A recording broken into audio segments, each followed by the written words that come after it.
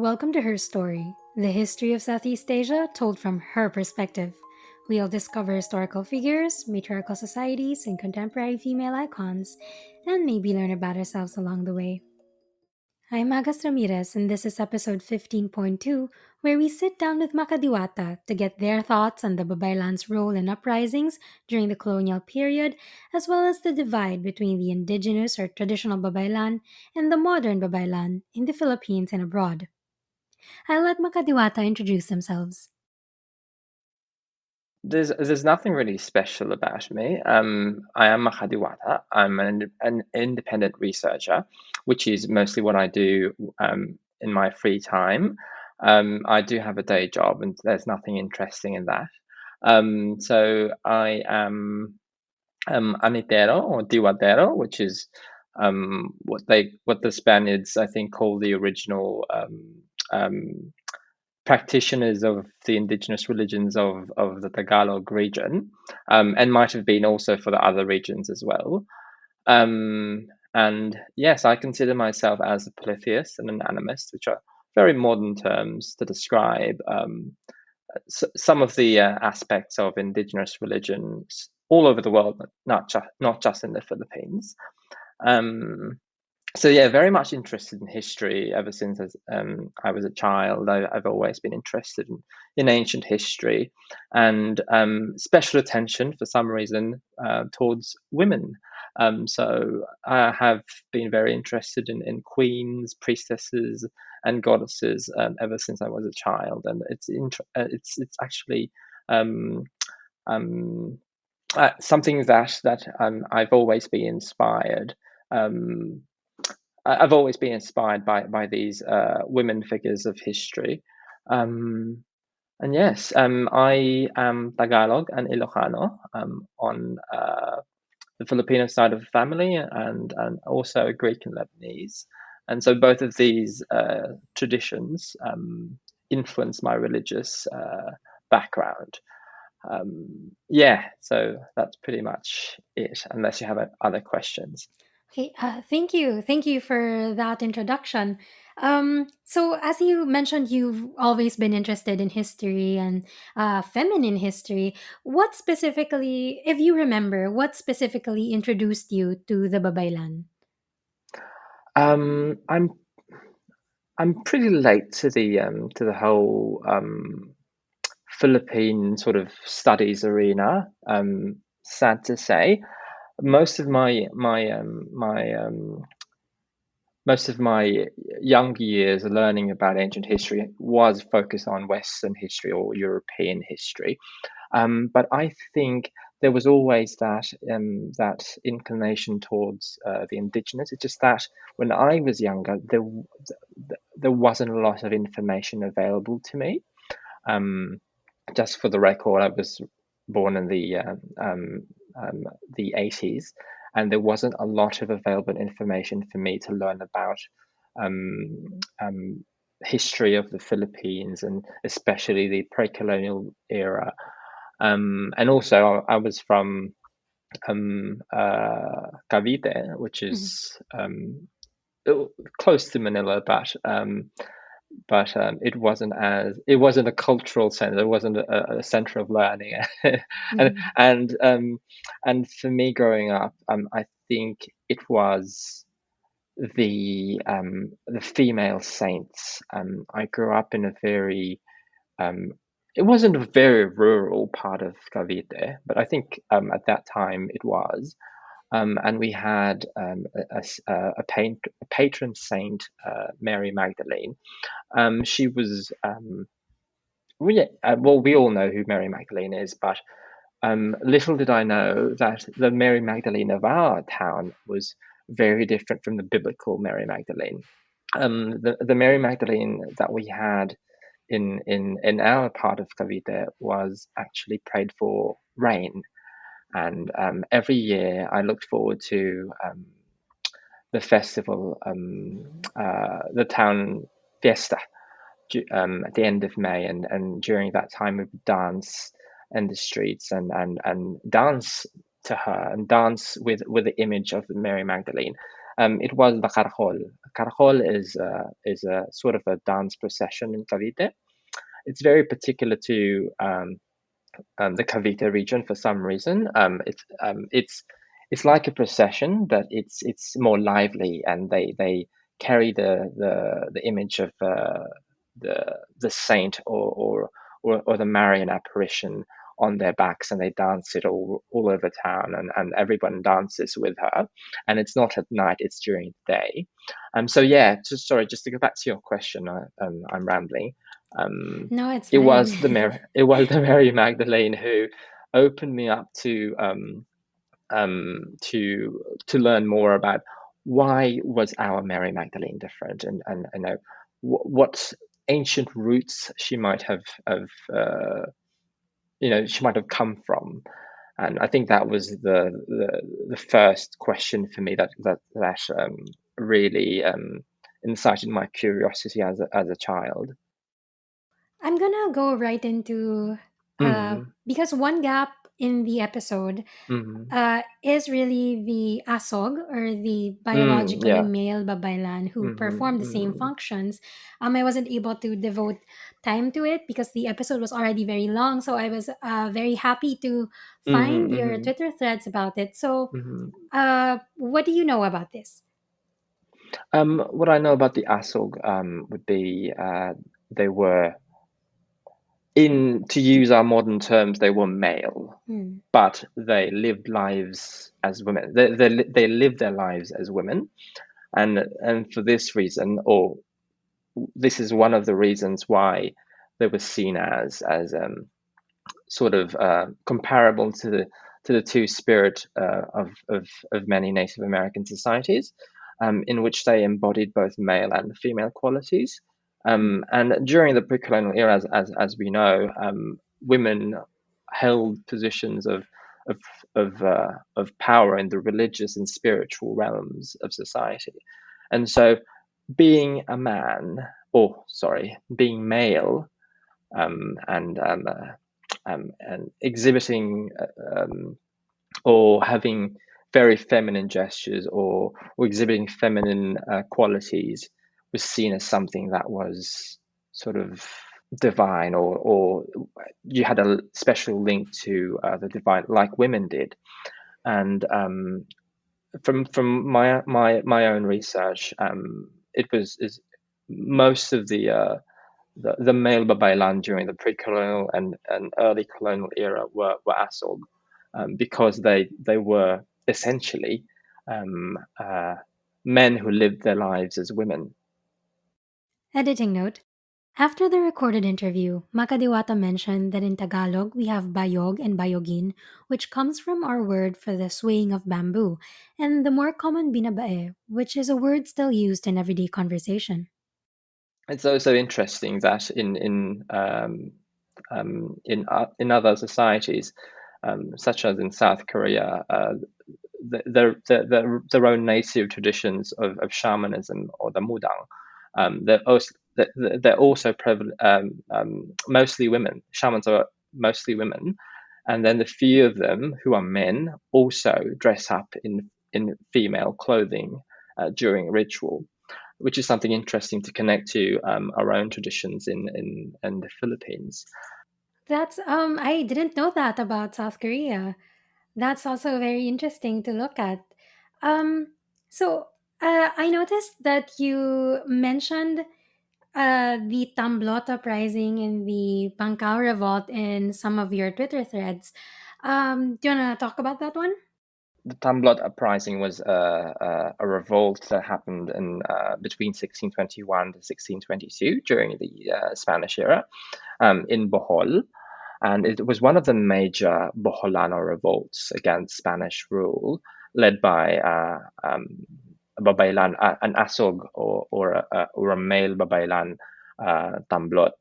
Um, but it seems to be that Tamblot wasn't the only leader of that rebellion. If you read uh, the sources, the accounts of Padre Juan Medina and who was the other one? Pedro Muri. No, sorry. Let me just remember. I think it was. Velarde something. Sorry, I can't remember, That's but okay. it was another cartographer and Spanish priest who mentioned that. Editing note: the name they couldn't remember was Father Murillo Velarde, who wrote a book called Historia de Filipinas, where he talked about the Tamblot uprising. There were actually four or five of the babaylan who led that revolt, and Tamblot was the spokesperson of those four or five babaylan. And actually, Tamblot was not the leader of that revolt, but a female babaylan, and she was referred to as the Virgin Mary or the Mother Mary of the Indios.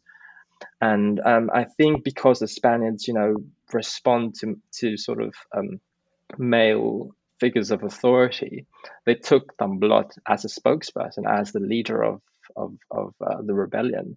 But it was in fact the eldest woman of that group, which was the actual leader of the revolt. And it was pretty significant because the Tamblot uprising also inspired other revolts in the area. In a nearby island Leyte, they also had the Bangkao revolt or the Bangkao uprising led by Datu Bangkao.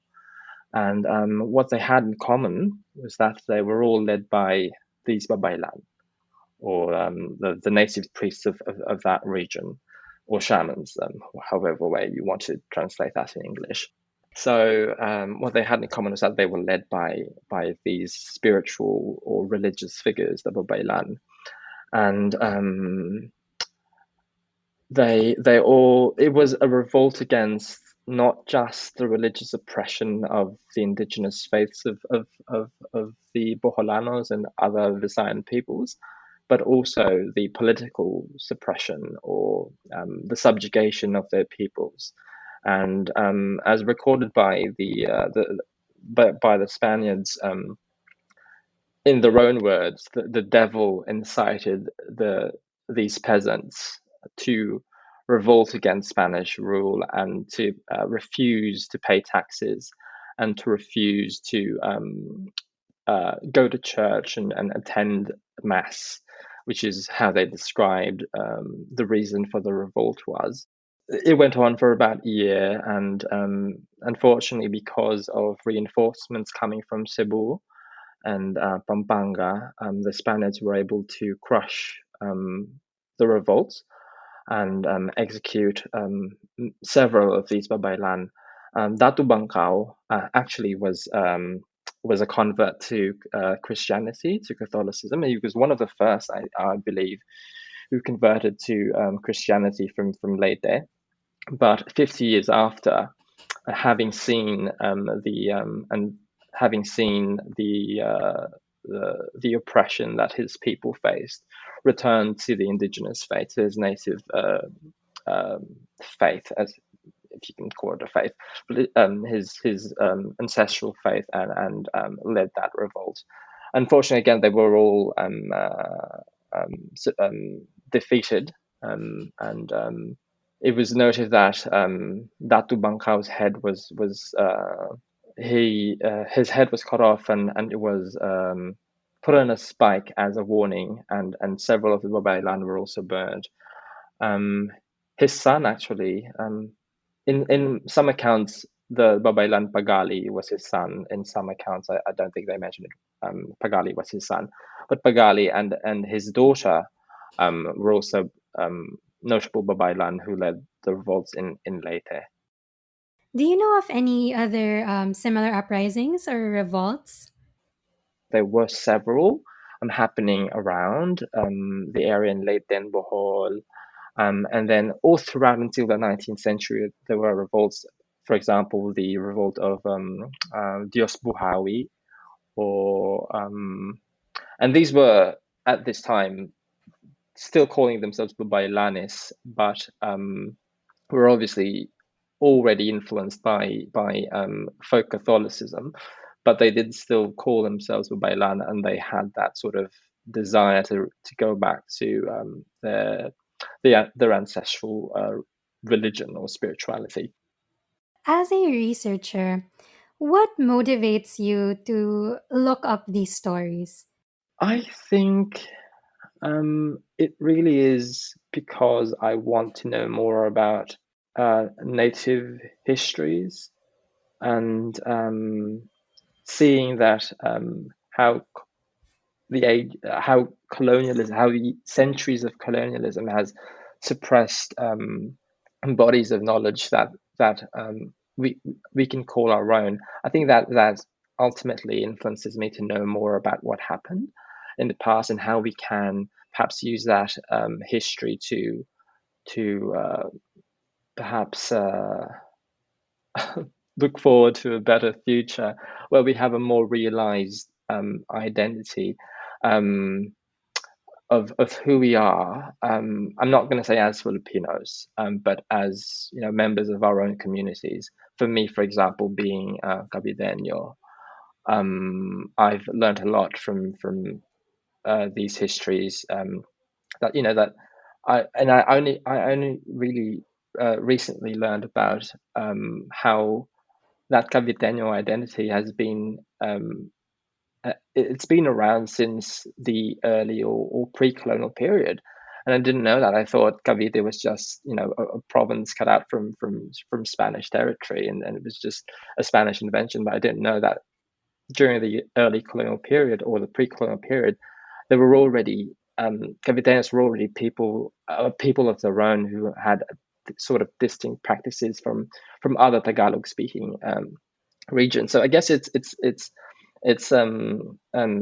about knowing more about me, myself, and my people, and it allows me to sort of see a future where that identity is more realized and free from the biases and the prejudices brought about by centuries of colonialism, whether it be by the Spaniards or the Americans or even the Japanese. Taking off from your comments on how these histories can be used to understand the present, Mm-hmm. um, I also wanted to ask you about this indigenous versus modern babaylan, where there Mm-hmm. are self-proclaimed babaylan all over the world, mostly Mm-hmm. related to usually related to the diaspora. How do you navigate this world where I'm Mm-hmm. aware that you have interactions Mm-hmm. with babaylan and other ritual practitioners? So can you tell us about that world, that tension that is happening there? Right. And you know what? I didn't really know about these quote unquote modern Mhm. babaylan until I joined Twitter. I didn't really know about them. My only knowledge of babaylan were the babaylan from history and the babaylan from in my interactions with these indigenous babaylan in the Philippines. I'd also like to make that distinction because babaylan to me is mostly a central Philippine term. The Mhm. Tagalog and the Kapampangan peoples and even the Pangasinan people did not call their native shamans as babaylan, but Mhm. katolonan or katulunan. Yes. But I think because of convenience, we call them bailan or babaylan because babaylan comes from a very ancient root. Comes from it might have been either Proto-Austronesian or Proto-Malay Polynesian. It's just how far that word um, um, how ancient that word is because it is a shared root in other Austronesian languages. But sorry, just to go back, and I'm rambling again. Um, yeah, when I heard about these modern babaylan from the diaspora, my first question was, um, how did they get to call themselves babaylan? What lineage do they have to, or were they called by the Diwata or by the Anito? That was my first question because that's what makes you babaylan, Mhm. or katolonan or whatever the the the term that other ethnic groups use. I don't know if this is very diplomatic to say, but I find it very suspicious when Mm-hmm. someone says the babaylan without any training or lineage, or because truth be told, to be babaylan is you can actually gatekeep that, because it's initiation that you go through. Mm-hmm. Um, so if you don't have that initiation, then you can't just use that word. Even with UP Babaylan, which is, it is a local group. I had some questions about what I understand the sort of and I don't know UP Babaylan that well, but Mm-hmm. to me, um, calling oneself Punong Babaylan, being the head of the group, seems to be a bit disrespectful to the actual babaylan who are, alive and go through years of initiation to be called that, and you have a student group calling themselves babaylan just because they see the babaylan as a sort of a figure of from history. And I think that's a problem with not only diaspora communities, but also um, people from Manila, from Metro Manila, who seem to think of indigenous culture as a thing of the past, or a thing that is that you can't go back to, instead of something that has continuously evolved, continuously changed and shifted, and what we have today is still indigenous, despite all Mm-hmm. the influences from Spain, from America, or wherever else.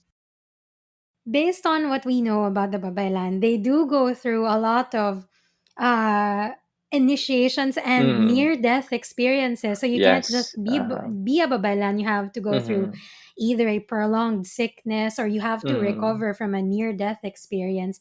But what we mm-hmm. see today with the modern babaylan is more like if you feel a connection or if you are a sort of I did see some descriptions like if you are Mm. a modern babaylan, if you are a teacher or an environmentalist Oh and my goodness.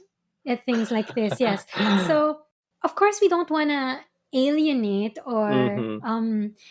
sort of discredit Yeah, this yeah. connection Mm-hmm. they feel with the indigenous culture, but how do we then interact with them in a way that brings us together Mm-hmm. towards because we are interested in the same things. It's just Mm-hmm. that Yes, absolutely. we seem to be perhaps appropriating. Maybe Mm-hmm. that's the word. Maybe we're appropriating some of the terms because Mm-hmm. the words that are used in rituals and things like this, these are Mm-hmm. all Mm-hmm. very sacred. So Yeah. Mm-hmm. um in your interactions with the living babaylan, Mm-hmm. have they commented on these things? You know what? Most of them don't know about these things because, for example, when I was in Palawan with my teacher is actually quite worldly. My teacher was called to be babaylan in her, I think, in her early 30s. But before that, she was an international party girl. I kid you not. She owned a resort in Boracay, and she was a businesswoman. She had she would go to France a lot. She speaks French. She I think she's also a dual French citizen. Um, and but she's Filipino. But and she was called to being babaylan, and she went through the whole sickness thing, and she was initiated by another babaylan from Panay. Actually, I think it was either Panay or yeah, it was yeah, Panay babaylan. Um, and she knows about these things because she was exposed to that kind of information growing up, and she was quite a worldly person. But I think the babaylan who live in rural communities, they don't know about these things. When we visited two brothers who were babaylan, they were Tagbanwa babaylan, or Balyan, they call them as Balyan Mm-hmm. in Tagbanwa. They didn't know about these things, and they probably wouldn't care. It's not their concern what happens outside of outside of their communities. They're just concerned about, the well-being of their community and their families, and they wouldn't be able to comment because they wouldn't know about them. But some babaylan, of course, those who are more in tune with the outside world, like my teacher, she feels that she doesn't want to discredit them. She doesn't feel any hatred or loathing towards them. It's more of why, or why are you doing this, and what for? Because to her, being babaylan is to be in service to the community, and being in service to the diwata, or to the gods, the deities. So if you're not doing that, if you're not serving the community in that sort of aspect, then why are you calling yourself this? And why are you something? Also, I think the people in the Filipinos in the diaspora who want to identify with babaylan, I think they're also influenced by the sort of the witch phenomenon, the witchcraft Mm-hmm. craze in the early 90s. At least in Metro Manila, that was the thing in the 90s, and it was all about the individual wanting to break free from society. And for Western Europeans, for English-speaking Europeans and Americans, or Anglos, which became like a word that they could identify with. This was a persecuted individual during the Inquisition in Mm-hmm. Europe. So I think it's very similar. I think Filipino Americans are sort of operating on the same sort of Eurocentric or Anglo-centric sort of vocabulary, sort of identifying with the babaylan because they were leaders of revolts, and they were symbols of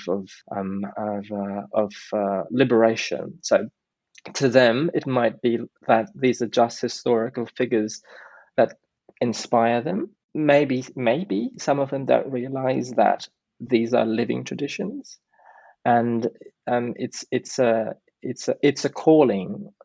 It's like, sorry, just to ramble again. For It's example, okay. the word druid. For many Americans of European descent, druid became like a word for neo pagans, or those formerly Christians who went to who wanted to reconnect with their pre-Christian heritage.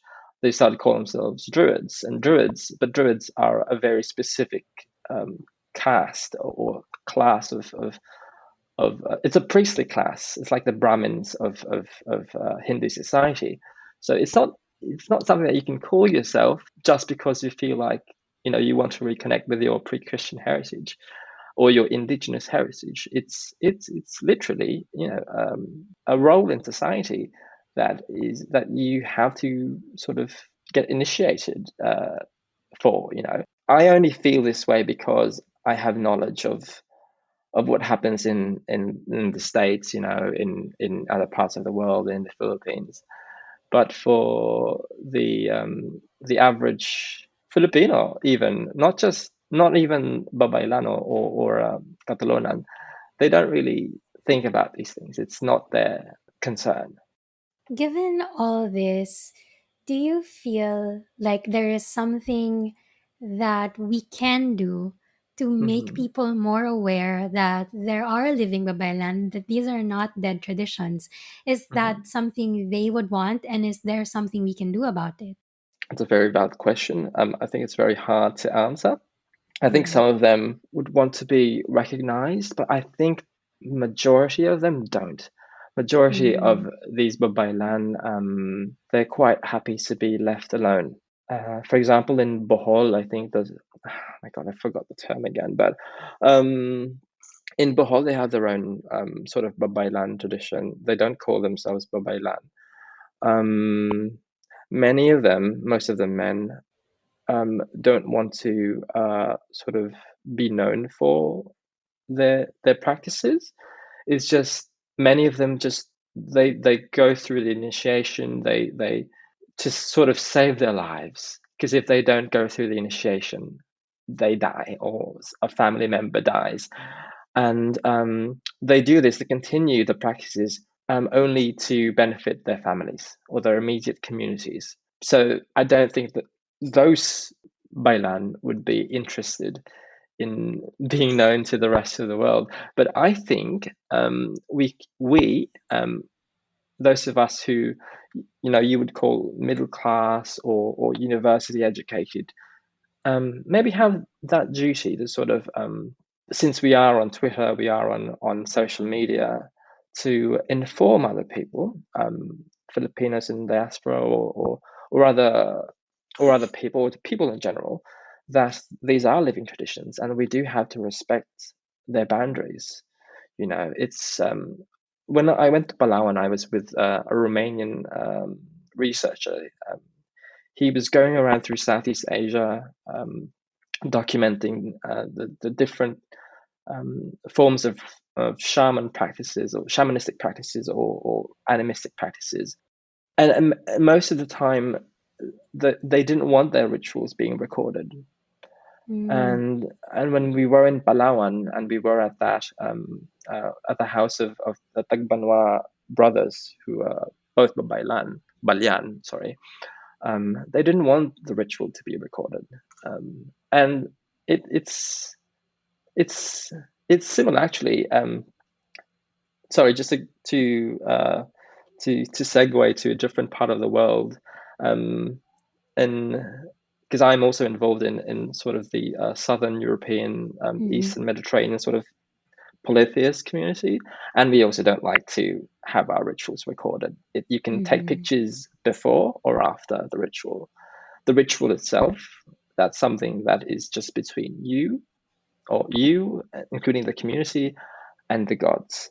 So I think Mm-hmm. it's around the world. It's actually quite similar. And in my experience with the Balian in Palawan, they don't want it. Especially the Batak. The Batak are in the Negrito group. They also have very similar practices, and they don't want any pictures. They don't want any recordings of their rituals. So again, rambling again, just to go back, I think what we can do is to really just make people aware Mm-hmm. that these are living traditions, and even if they weren't, even if they were, you know, extinct traditions, that these are boundaries that we need to respect. People who are Bailan or Balian go through certain initiations to become Balian. It's not something that we can just take and this is mine now. We can't just do that.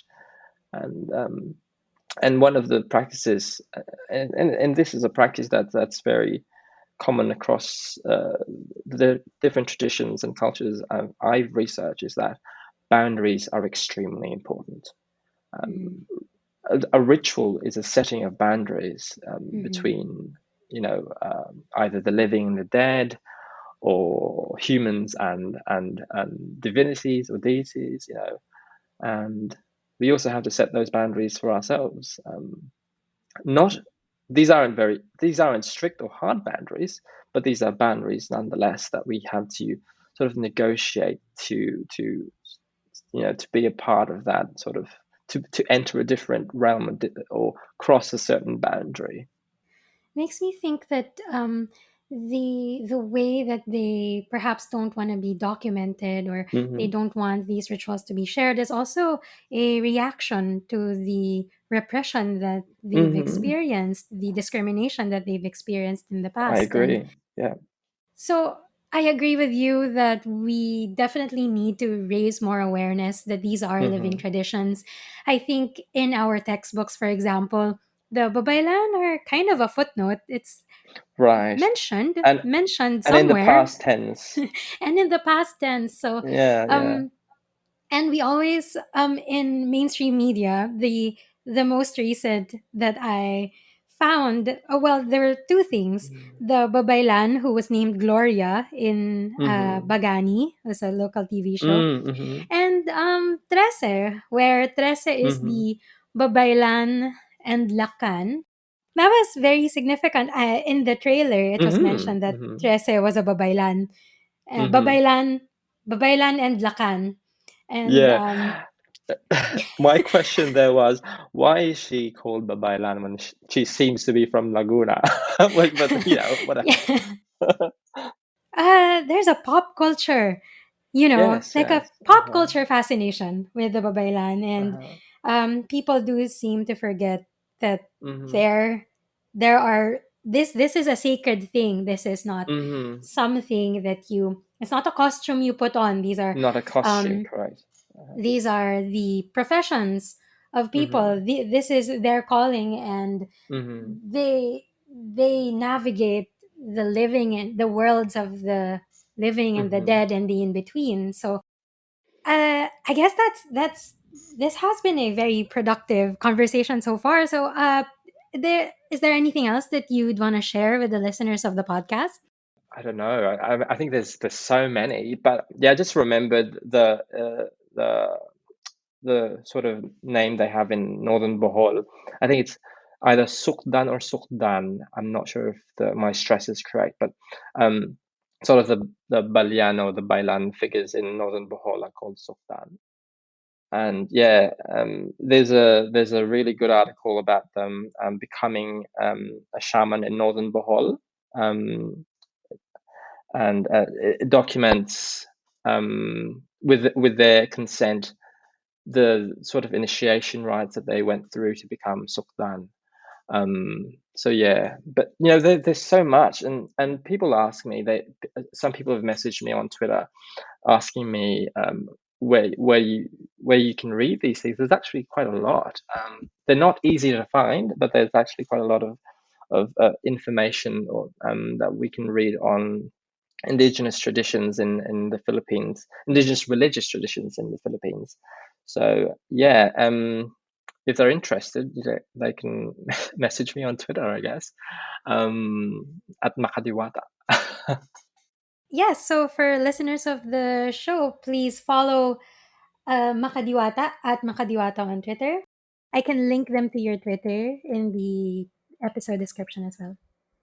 Thank you for joining me on this episode. Certainly more than I could have researched that you already shared. Thank you so much, and I hope I didn't keep you up too late. I know it's No, evening, that's all right. more No, evening there than it is evening here. So yeah. thank you, and hear you again next time. Salamat. Salamat. That's it for episode 15.2 of Her Story Southeast Asia, where we are rounding out season 1 with the babaylan of pre-colonial Philippines. Until next time, and please don't forget to follow us on Facebook, Twitter, and Instagram at Her Story CPod. That's Her Story SEA Pod. As always, thank you to Raymond, Matt, Chito, Ashley, Shireen, Chanda, Yati, Kara, and Mando who have been supporting this podcast on Patreon. And thank you to Jinx Peterson who specifically asked for a shout out. But seriously, thank you everyone for listening. It really means a lot for this project. There are so many more stories to tell, and we're just getting started. This podcast was written, hosted, and edited by Agus Ramirez. Thank you for listening, and we hope to see you again next time. Sampay jumpa lagi!